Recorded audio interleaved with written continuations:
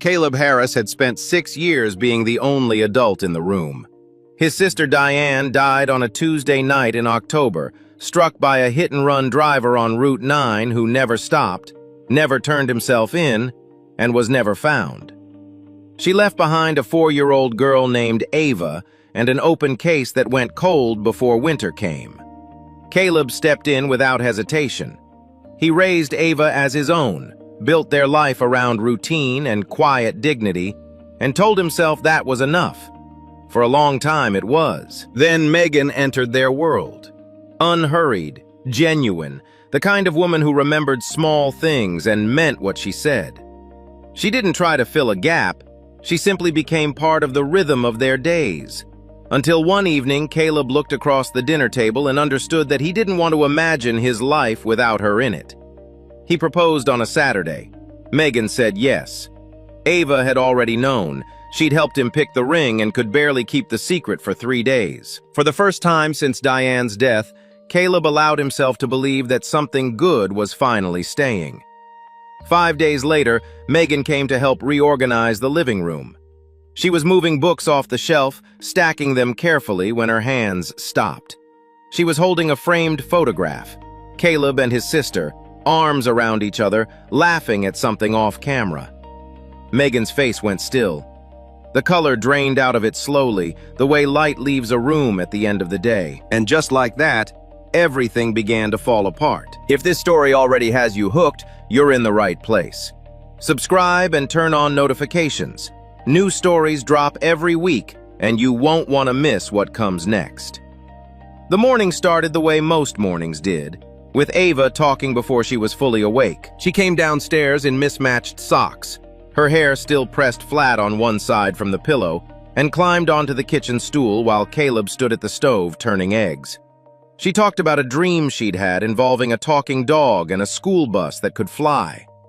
Caleb listened with his back to her, nodding at the right moments, sliding a plate in front of her just as she reached the part where the dog became the substitute teacher. "That doesn't make sense," Caleb said. "It was a dream, Dad. It doesn't have to." He sat across from her with his coffee and watched her eat. She was 10 now, all sharp observations and quiet feelings, the kind of kid who noticed everything but only asked about half of it. She had Diane's eyes, large and dark and serious when she wasn't laughing, and sometimes Caleb would catch himself mid-sentence just looking at her, grounded and undone at the same time. She finished half her eggs, then looked up at the wall beside the refrigerator, where a framed photograph had hung for as long as she could remember. Caleb and Diane, arms around each other at a backyard cookout, both of them laughing at something off to the left of the frame. Diane was wearing a yellow dress. She looked like summer. "Do you think she would have liked living here?" Ava asked. Caleb didn't look at the photo. He didn't need to. "She would have complained about the stairs," he said. "But yeah, she would have liked it." Ava nodded slowly, satisfied with that, and went back to her eggs. Megan had come into their lives the previous spring through the most ordinary of circumstances. A mutual friend, a dinner that wasn't meant to be a setup but functioned as one, and a conversation that stretched well past the point where most first conversations end. She was 32, worked in hospital administration, and had a directness about her that Caleb initially mistook for impatience before he understood it was just honesty. She said what she meant. She didn't perform. She met Ava for the first time on a Sunday afternoon when Caleb had run out of excuses to keep the two parts of his life separate. He'd told Ava only that a friend was coming over. Ava had looked at him with an expression that said she knew exactly what kind of friend this was. The afternoon was careful at first. Megan didn't overreach. She didn't kneel down and talk to Ava in the slow, exaggerated way that some adults did, as though children were a different species requiring special handling. She just talked to her, directly, naturally, as she would have talked to anyone. She asked about the book Ava had left face down on the couch. Ava told her more than she'd planned to. By late afternoon, they were at the kitchen table. Ava explaining the rules of a card game with the focused authority of someone who intended to win. Caleb stood in the doorway watching. At some point, without thinking about it, Ava reached over and straightened the cards in Megan's hand so they were easier to hold. It was such a small thing, but Caleb felt it land somewhere in his chest and stay there. Later, when Megan was pulling on her coat to leave, she paused in the hallway and said, almost to herself, "She's remarkable, you know." "I know," Caleb said. "She's going to be just fine."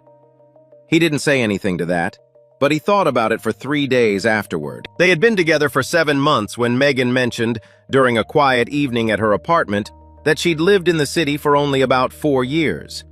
Before that, she said she'd been elsewhere. She didn't name the place specifically, just said she'd needed a change, that she'd gone through something difficult and had wanted to start over somewhere new. She said it lightly, the way people mention things they've made peace with. Caleb didn't press. He understood better than most that some parts of a person's past don't require full excavation to be respected. He filed it away without knowing why. He proposed on a Saturday evening in early March. There was no restaurant reservation, no crowd of onlookers, no choreographed moment. Caleb was not that kind of man, and Megan was not that kind of woman. They were sitting on his back porch after dinner, the night cool and quiet around them, and somewhere in the middle of a conversation about nothing in particular, he reached into his jacket pocket and set the ring box on the armrest between them. Megan looked at it, then at him. "I'm not good at speeches," he said, "so I'll just say the true thing. I don't know what the future looks like, but I know I don't want to walk into it without you." She opened the box. She looked at the ring for a moment. Small, simple, exactly right. And then she laughed, the kind of laugh that comes out when you're trying not to cry. "Ava picked it," she said. It wasn't a question. She had strong opinions. Megan looked up at him. "Yes," she said. "My answer is yes." From inside the house came the sound of small feet running, and then Ava burst through the back door in her pajamas, having clearly been awake the whole time, having clearly been listening at the window. "She said yes?" Ava demanded. "She said yes," Caleb confirmed. Ava threw both arms around Megan's neck, and Megan held on with the kind of steadiness that doesn't have to be performed. Caleb watched the two of them and felt something settle inside him that had been loose and restless for years. That night, after Ava was in bed and Megan had gone home, he sat alone in the kitchen for a while. The house was quiet. The photograph on the wall caught the light from the hallway. Diane in her yellow dress caught mid-laugh, permanent and unreachable. He looked at her for a long moment. "I think you would have liked her," he said quietly. He turned off the kitchen light and went to bed. For the first time in longer than he could remember, he fell asleep without working through a list of everything that still needed to be done. The next 5 days were ordinary in the best possible way. There were phone calls and small celebrations, a dinner where Ava wore a dress she'd chosen herself and formally announced the engagement to Caleb's co-workers as though she were the one making the toast.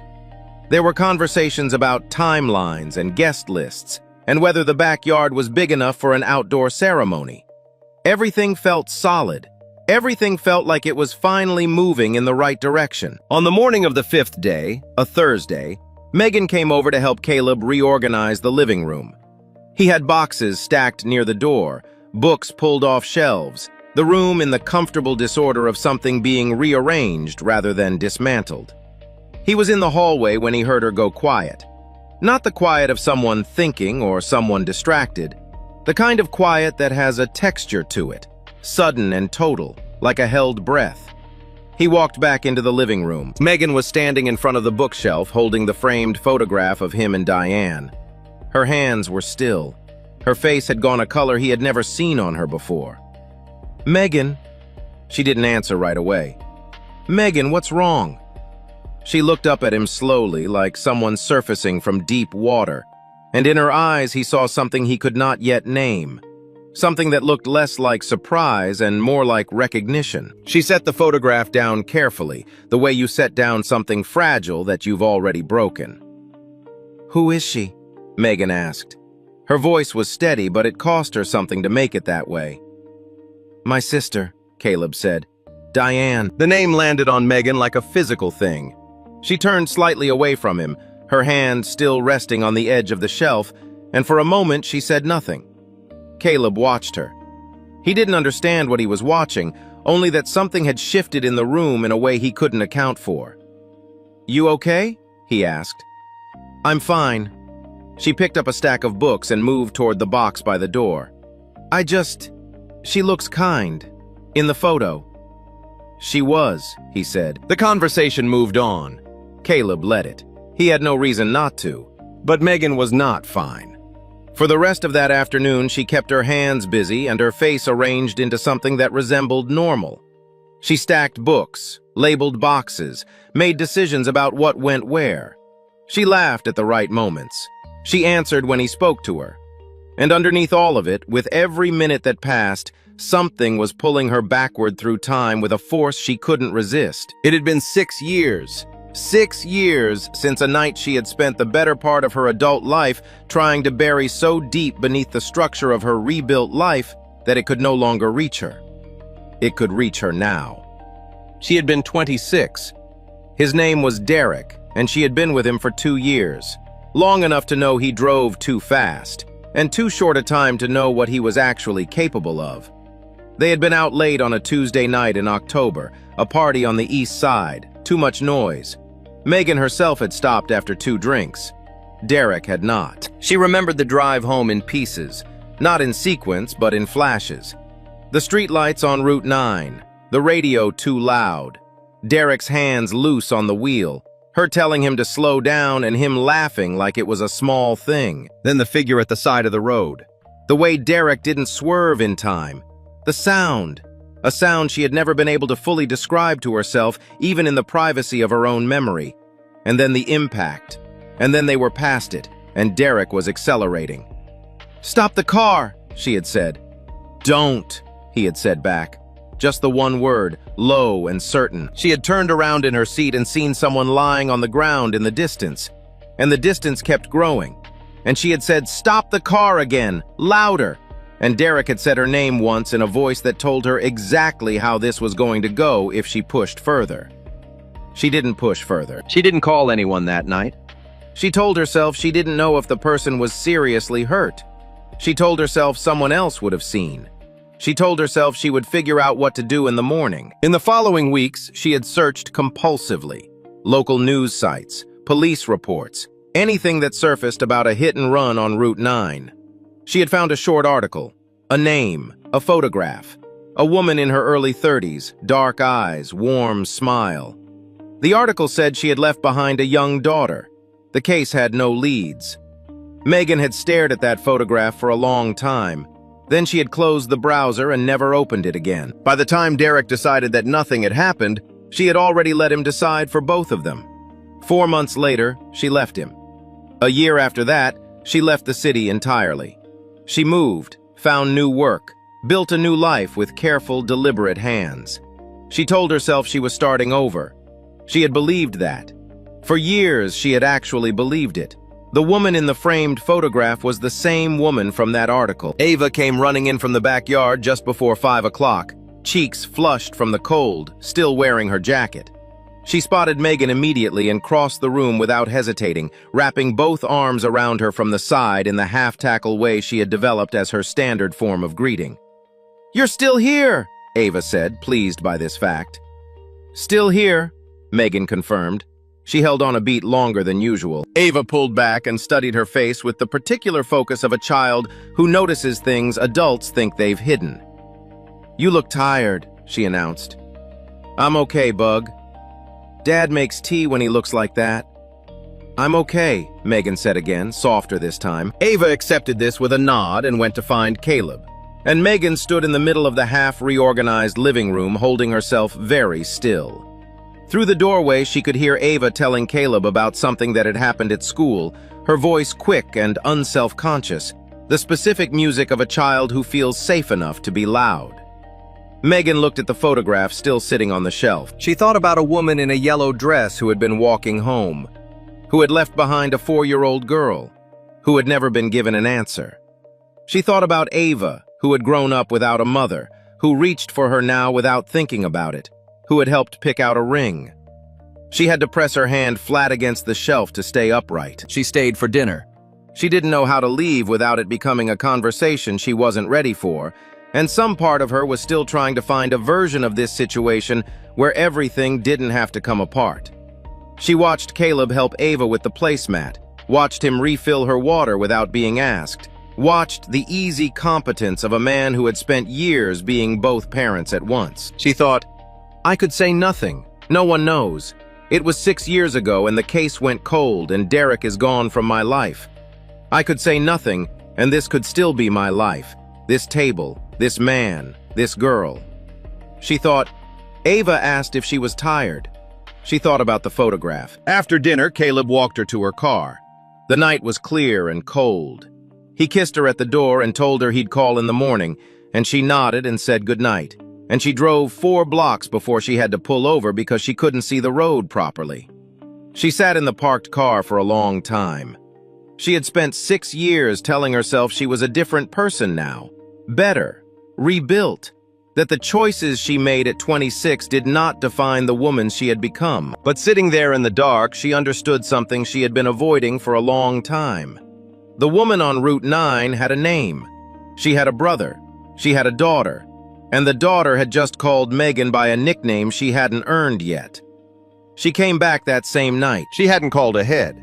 She knew that if she gave herself too much time to think, she would find a reason not to come, and she had already spent 6 years finding reasons. She parked in front of Caleb's house at 9:43, sat in the car for 11 minutes, and then got out before the 11 minutes became 12. The lights were on downstairs. Through the front window, she could see the blue flicker of the television. She rang the bell. Caleb opened the door in a sweatshirt and socks, clearly not expecting anyone. His expression moved through surprise and then settled into something warmer. Hey, I was just about to call you. Is Ava asleep? He looked at her more carefully. Yeah, about an hour ago. He stepped back from the door. Come in. She didn't sit down. She stood in the middle of the living room, still in her coat, and Caleb stood across from her with his arms loosely crossed, reading her the way he had learned to read her over 7 months, carefully, without rushing to conclusions. You've been off since this afternoon, he said. What's going on? She had rehearsed this. She had rehearsed it in her car, and in the 11 minutes she'd spent parked outside. She had arranged the words into something ordered and clear, something that started at the beginning and moved logically toward the truth. All of it left her the moment she opened her mouth. The photograph, she said. The one of you and your sister. Caleb went still. I recognized her, Megan said. Not just now. I recognized her from before. After the accident, I searched the news. I found an article. There was a photo of her in it, and I read her name, and I closed the browser and never went back. She stopped, made herself continue. 6 years ago, I was in a car. I was with someone I was dating at the time. We were coming back from a party on the east side, late, and he had been drinking. I told him to slow down. He didn't. The television was still on in the background. Some late-night program, the volume low. There was a woman walking on Route 9, Megan said. He didn't stop in time. There was an impact, and he kept driving, and I... Her voice broke on the next word, and she made herself finish it anyway. I didn't make him stop. Caleb said nothing. His arms had dropped to his sides. I didn't call anyone that night. I told myself I would figure out what to do, and then I didn't do anything. I left him a few months later. I moved away. I convinced myself I was leaving it all behind. She looked at him directly because she owed him that much. The woman in your photograph, that was her. I know it was her. The silence that followed was the longest silence Megan had ever stood inside. Caleb turned slowly and looked at the photograph on the shelf. Diane in her yellow dress, mid-laugh, permanent. He looked at it for a long time without speaking. When he finally turned back, his face had changed in a way that had nothing to do with anger. It was something quieter and more devastating than anger. It was the look of a man absorbing something he cannot put back. Her name was Diane, he said. I know. She was 31 years old. Megan didn't say anything. Ava was 4. His voice was level, each word placed with care, as though he were afraid of what would happen if he stopped being careful. She asked me for years why her mom didn't come home. I didn't know what to tell her, so I just kept telling her that her mom loved her. That was all I had. Caleb, you were there. He said it without inflection, just a fact laid flat. You were in that car. I wasn't driving. Derek was driving. He was the one who— I know you weren't driving. He looked at her. That's not what I asked. She understood. She nodded. You knew, he said. Afterward, you knew what had happened, and you knew it hadn't been resolved, and you knew there was a family somewhere that didn't have answers. He paused. And you said nothing. Yes. For 6 years. Yes. He moved to the window and stood with his back to her, looking out at the dark street. Megan waited. She had no right to ask him to hurry. She heard the footsteps on the stairs before she saw her. Ava appeared at the bottom of the staircase in her pajamas, hair flattened from sleep, blinking against the light. She took in the room. Megan still in her coat, Caleb standing at the window with his back turned, with the quiet alertness of a child who has learned to read tension the way other people read words. I heard voices, Ava said. It's okay, Bug. Caleb's voice was controlled. Go back to bed. Ava didn't move immediately. She looked at Megan. Are you okay? Megan opened her mouth and found she couldn't answer. Ava took a small step toward her. You're crying. I'm okay, Megan managed. I'm sorry I woke you up. Ava stood there for a moment longer, uncertain in the way children are uncertain when the adults around them are not behaving like adults. Then, softly, Are you still going to be here in the morning? No one answered. The question sat in the middle of the room and didn't move. Caleb turned from the window.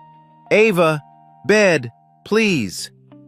Ava looked between them once more, and then she turned and went back upstairs. Her footsteps were slow. The sound of her door closing was very quiet. Caleb faced Megan. The careful control in his expression had not broken, but it had thinned, and she could see beneath it now, the grief, the disbelief, and something else she recognized as the particular pain of a man who had finally allowed himself to trust something and been shown exactly why he had stopped. You need to go, he said. I know, I can't. He stopped, pressed his hand briefly against his mouth, steadied himself. I can't look at you right now and think clearly, so you need to go. Megan picked up her bag. She walked to the front door. She stopped with her hand on the knob. I'm sorry, she said. I know that doesn't reach what I did, but I need you to know that I am. Caleb didn't respond. She opened the door and walked out. Behind her, she heard it close.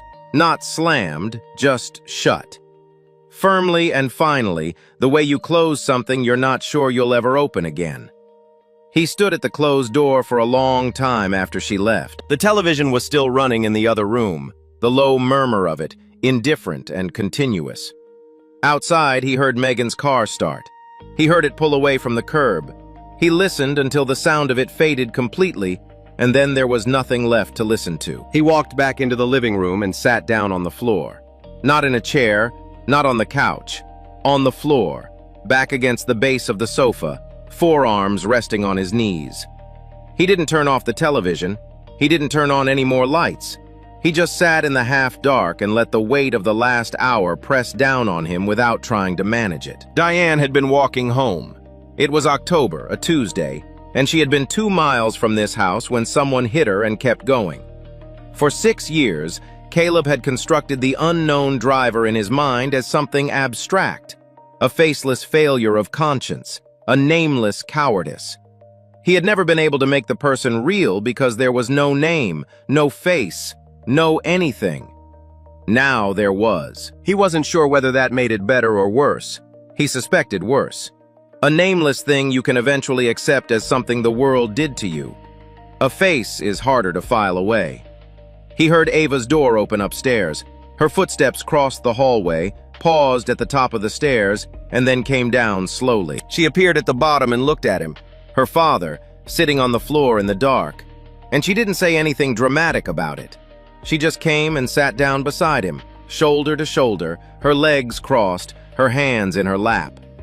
They sat like that for a while. Then Caleb put his face in his hands, and for the first time in longer than he could remember, he cried. Not the controlled, private kind he'd allowed himself in the early years after Diane's death, but something raw, without shape or management. It lasted only a minute, maybe less, but Ava sat beside him the whole time, steady and quiet, not reaching for him and not pulling away. When it passed, she leaned her head against his arm. "Is it about my mom?" she asked. He took a slow breath. "Yeah, Bug, it is." She nodded like she had suspected as much and didn't ask anything else. He called a lawyer the next morning. A man named Gerald Foster, who had handled Diane's case in the early months before it went cold, who had made calls and filed requests and eventually gently told Caleb that without a witness or physical evidence, there was very little road left to walk down. Caleb hadn't spoken to him in 4 years. Foster listened without interrupting. When Caleb finished, there was a long pause. "If this woman is willing to come forward voluntarily," Foster said carefully, "and if she can identify the driver and provide testimony, that changes the picture significantly. The statute of limitations on vehicular manslaughter in this state has not run out. A new witness, especially one who was present, could be enough to reopen the investigation and compel an arrest." "Could be," Caleb said. "Caleb, I'm not going to promise you what I can't guarantee, but this is more than we've had at any point since the case went cold." A pause. "The question is whether she'll cooperate." Caleb stared at the wall across from his desk. "I don't know yet," he said. Megan was already sitting across from a lawyer of her own. Her name was Patricia Hollis, a quiet woman with direct eyes who had handled cases like this before. Not often, but enough to know how to listen without flinching. Megan told her everything, the same way she had told Caleb, without softening the edges. Hollis asked questions. Practical ones. The year, the location, the name of the driver, whether Megan had any contact with him now, whether she had any documentation from that time. Megan answered each one. "You understand that voluntary disclosure may not protect you entirely from civil or criminal liability," Hollis said. "As a passenger who did not report, you could face consequences depending on how the DA chooses to proceed." "I know," Megan said. "And you want to move forward anyway." "I want to do what I should have done 6 years ago." She paused. "I don't think that's negotiable anymore." Hollis nodded slowly. She wrote something on the notepad in front of her and said, "Let's talk about what that looks like." 3 days passed without Caleb and Megan speaking. On the second day, Ava asked about her over breakfast, casually the way she asked about most things, but watching his face while she did it. "Is Megan coming over this weekend?" Caleb set his coffee down. He had thought about how to answer this, had run through several versions, and had arrived at the one that felt most honest. "Not this weekend," he said. "Megan and I are working through something difficult right now." Ava turned this over. "Is it because of the other night?" "Yes." "Is she okay?" Caleb looked at his daughter, at her steady dark eyes, Diane's eyes, watching him with the careful attention of someone who had learned early that adults didn't always tell the full truth, but that partial truths were better than silence. "I think she's trying to be," he said. Ava was quiet for a moment. Then, "Is she a bad person?" The question sat in the air between them. Caleb wrapped both hands around his coffee mug and thought about Megan as he had known her. Her honesty, her steadiness, the way she had sat at this same table and talked to Ava like she mattered. He thought about a 26-year-old woman in a car on Route 9, paralyzed by fear, and a man's voice saying, "Don't." He thought about 6 years of silence. He thought about the fact that she had come back anyway, that she hadn't had to. "I don't think it's that simple," he said finally. Ava seemed to accept this. She picked up her fork and went back to her breakfast, and Caleb watched her, and the house was quiet around them both. On the third day, a Sunday, his phone rang. He looked at the screen, set it down, picked it up again. He answered. "I found him," Megan said. Her voice was quiet and deliberate. "Derek, I know where he is. I've already spoken to a lawyer. I want to go to the police, and I want to give them everything. But I needed to ask you first." A pause. "Do you want to be there?" Caleb was silent for a long moment. Outside, through the kitchen window, he could see the backyard in the gray winter light. The lawn needed work. The fence post near the garden had been leaning since fall. Small things, the kind that kept accumulating while you were busy surviving. "Yes," he said, "I want to be there." They met outside the precinct on Monday morning. It was cold, the kind of cold that had no drama to it, just a flat gray sky and wind coming off the street in steady intervals. Caleb arrived first. He stood on the sidewalk with his hands in his coat pockets and watched Megan's car pull up to the curb. She got out, and for a moment they just looked at each other across the short distance between them. Two people who less than a week ago had been planning a life together, standing now on the steps of a police station with a 6-year-old secret between them. Neither of them spoke right away. There wasn't a version of hello that fit. Finally, Caleb said, "You have everything?" "Everything." She was carrying a folder, printed records, old messages between her and Derek from the weeks following the accident, a written statement she and Hollis had prepared. Her hands were composed. Her face was not. "Okay," he said. They went inside. Detective Carol Reyes had been with the department for 19 years and had worked cold cases for the last 7. She was not a woman who showed surprise easily, but she listened to Megan's account with a quality of attention that made the room feel smaller, as though everything peripheral had been quietly switched off. Megan spoke for almost 40 minutes. She started from the beginning. The party, the drive, Derek's drinking, the moment on Route 9, and she didn't spare herself anything. She named Derek fully. She described what she had seen and what she had chosen not to do, and she placed all of it on the table without asking for clemency or context. Hollis sat beside her and said very little. There was nothing to add. Caleb sat across the room in a chair against the wall. He had been asked if he wanted to step out while Megan gave her statement. He had said no. He needed to hear it, not to punish himself or her, but because Diane had never been given the chance to speak for herself, and this was the closest thing to a record that would ever exist of what had happened to her. He owed her that much of his attention. He kept his eyes on the middle distance and listened. When Megan finished, Reyes asked a series of careful, methodical questions. She wrote things down. She asked Megan to review and sign the formal statement. Then she looked at Caleb. "Mr. Harris, is there anything you'd like to add?" "No," he said. "She told you what happened." Reyes nodded. She closed the folder. "I'm not going to tell you this is guaranteed," she said, "but I will tell you that what you've brought in today is enough to reopen the investigation formally and to bring this individual in for questioning.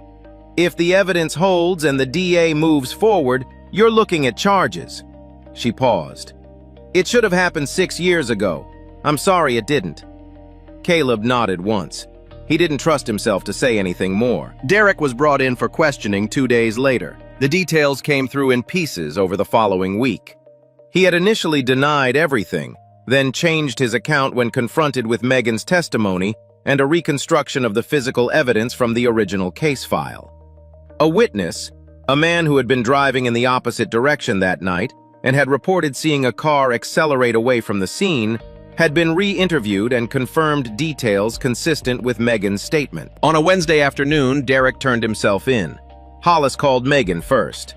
Megan sat on the edge of her bed for a long time after she hung up. Not crying, not moving, just sitting with the knowledge that a thing she had believed was permanent and unreachable had finally been made real. Then she called Caleb. He was in the kitchen when the call came, helping Ava with a school project. A poster about ecosystems that had expanded well beyond the original assignment's scope and now covered most of the kitchen table. He stepped into the hallway to answer. Megan's voice was quiet. "He turned himself in. Derek, about an hour ago." Caleb leaned against the hallway wall. He pressed his free hand flat against the surface behind him, grounding himself. "Okay," he said. "The detective said they expect formal charges to be filed next week. Hollis thinks the case is strong." A pause. "It's not finished legally, but it's moving. It's actually moving." "Yeah." His voice came out lower than he intended. "Okay. I just wanted you to know as soon as I did." Another pause, longer this time. "How's Ava?" He glanced back toward the kitchen where Ava was carefully cutting something out with safety scissors, her tongue between her teeth in concentration. "She's okay," he said. She's making a poster about wetlands. A small sound from Megan, almost a laugh, not quite. That sounds like her. It does. Silence moved between them, not hostile, just wide. Caleb. She said his name carefully, like she was setting it down somewhere safe. I don't want anything from you. I need you to know that.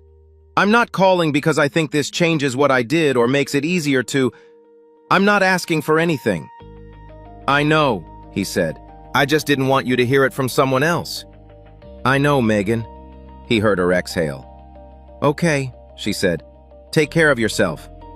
You too. He held the phone for a moment after the call ended. Then he put it in his pocket and went back to the kitchen, where Ava looked up and assessed his face with her usual precision. Good news or bad news? She asked. He thought about how to answer that. Something that needed to happen, he said, finally happened. Ava considered this with the seriousness she applied to most things. Then she nodded as though this were sufficient and held up her scissors.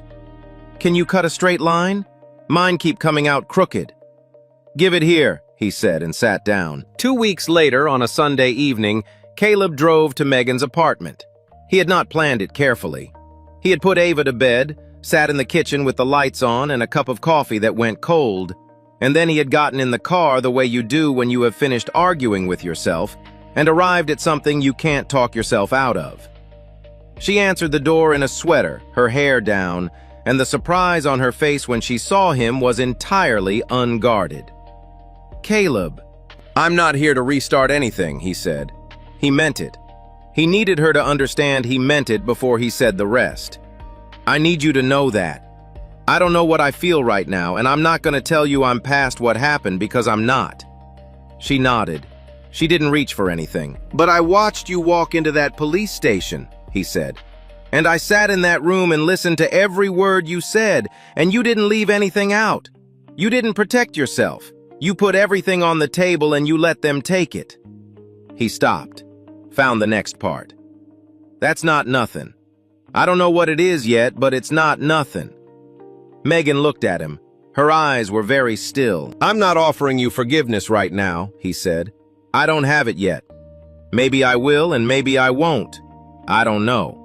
But I didn't want to just disappear from your life without saying that I saw what you did, and that it mattered. For a long moment, she didn't speak. Then she said, Thank you for coming to tell me. Yeah. He stood there a moment longer. Then he put his hands back in his coat pockets and turned toward the stairs. Caleb, her voice was quiet. How are you? Really? He paused on the top step. He thought about the honest answer, the length and the complexity of it, the parts that were still too raw to articulate, the parts he was only beginning to find the edges of. Getting there, he said. He went back to his car. That night he sat in the kitchen after Ava was asleep, the house quiet around him in the way it had always been quiet. Not empty, just settled. He had lived inside this quiet for 6 years and learned its rhythms the way you learn the sounds of any place you've decided to call home. He looked at the photograph on the wall. Diane, in her yellow dress, mid-laugh, caught in a moment she never knew was being preserved. She looked like someone who expected to be around for a long time. He looked at her for a while, really looked, the way he sometimes let himself when Ava was asleep and there was no one who needed anything from him. Then he said quietly to no one and to her, It's done. He turned off the kitchen light. He went to bed. Outside, the city moved through its ordinary Sunday night, indifferent and continuous, the way cities do. Inside the house, for the first time in 6 years, something that had been held open finally came to rest. Before you go, stay with this story for just a moment longer, because this isn't really about a hit and run. It's not about a cold case or a broken engagement or even one man's grief, though it's all of those things too. It's about what we carry when we choose silence over truth, and how that silence, no matter how carefully we bury it, has a way of finding the exact person it was always meant to reach. Megan wasn't a monster. That's what makes this hard. She was a young woman who made a terrible choice in a terrible moment, and then spent 6 years building a life on top of that choice and hoping the ground would hold. Most of us have never been in her position, but most of us understand, in some quieter way, what it feels like to carry something we're afraid the people we love couldn't forgive. And Caleb didn't get a clean ending. He didn't get the family he'd finally allowed himself to want. What he got was the truth, and the truth cost him something real. But it also gave Diane something she'd been waiting 6 years for: a name, a record, and a moment where the world finally acknowledged what had happened to her. Sometimes justice doesn't arrive on time. Sometimes it doesn't look the way we imagined. But it matters. It always matters. If this story reached you, if some part of it stayed with you, share it with someone who needs to hear it. And subscribe if you haven't yet. Every week we tell stories worth sitting with. We'll see you in the next one.